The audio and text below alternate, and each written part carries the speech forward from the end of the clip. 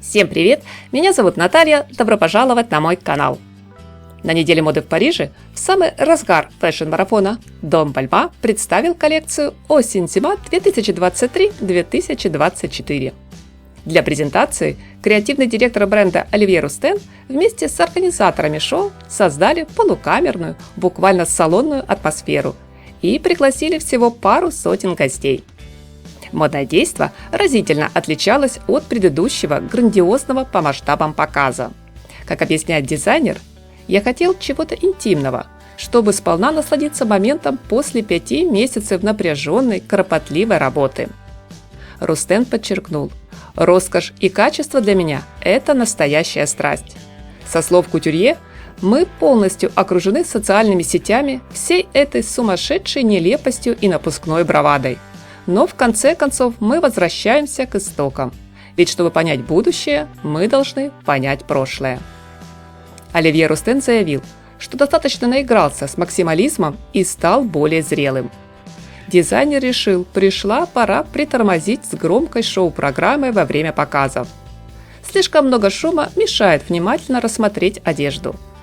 Людям важно вспомнить, что мода не в хайпе, а в качестве исполнения, в идеально отточенных силуэтах. Как не раз когда-то повторял легендарный директор Бальма Женет Спанье, правильный шов – наше дело жизни и смерти. В интервью журналистам Рустен отметил: может быть, в какой-то момент я и вернусь ко всему яркому и эпатажному, но выглядеть это будет совсем иначе. Что ж, друзья, нам с вами остается надеяться, что дизайнер не собьется с намеченного пути. Не зря же на финальной проходке звучала песня Фрэнка Синатры «My Way». Коллекция на холодный сезон стала данью уважения Дому моды. Она торжественно открывает новую главу в истории именитой французской марки, при этом получив название «Перезагрузка», так как состоит минимум из десятка отсылок к архивам бренда.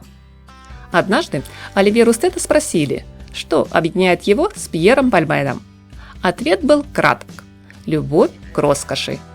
Именно желанием и умением работать с тканью вроде парчи, бархата или шелка, с драгоценным декором и сложными силуэтами основатель модного дома поразил публику в то непростое время конца 40-х, начала 50-х. Сегодня ведущий дизайнер компании тоже попытался объединить шик и простоту, обратившись к самым истокам, к французскому стилю, который создал Пьер Бальмен. Новый старый крой. Бессменная классика в современном прочтении. Отточенные до совершенства линии, акцент на талию, открытые плечи, виртуозная игра с драпировкой.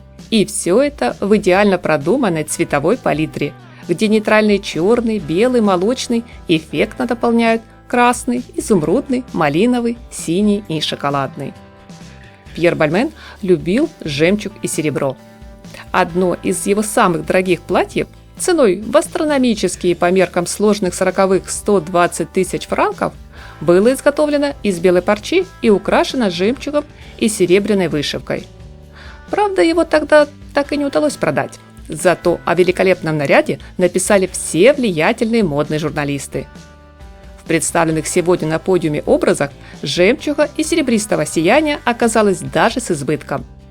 Словно горошины, драгоценный декор рассыпался по вязаным либо бархатным брючным костюмам, юбкам, жакетам, платьям. Светлые вкрапления на черном фоне создавали иллюзию вновь популярного принта. К слову, одежда с рисунком горошек в коллекции тоже имеется. Однако особый восторг у клиентов Бальма вызвали наряды, однозначно достойные звания от кутюр. Они были буквально сотканы из жемчужин, либо всплошную покрыты кристаллами. Также роскошно смотрелись жемчужные сумки и обувь. Здесь стоит заметить, аксессуарам в новой линейке уделено немало внимания. Изюминкой стильного элегантного образа стали головные уборы. Над их созданием поработал известный американский шляпник Стив Джонс. Взяв за основу модели 40-х и 70-х, он предложил объемные береты из кожи, мохера и удивительной формы шляпы. Что касается модной сумки, в этом плане коллекция оказалась достаточно разнообразной. Есть как строгие респектабельные варианты – дипломат, сумка-портфель, клатч с монограммой, так и фантазийные решения – сумка в виде фотоаппарата или же ящика для инструментов. А еще жемчужные авоськи, вместительные шоперы, либо собранный в стопку багаж.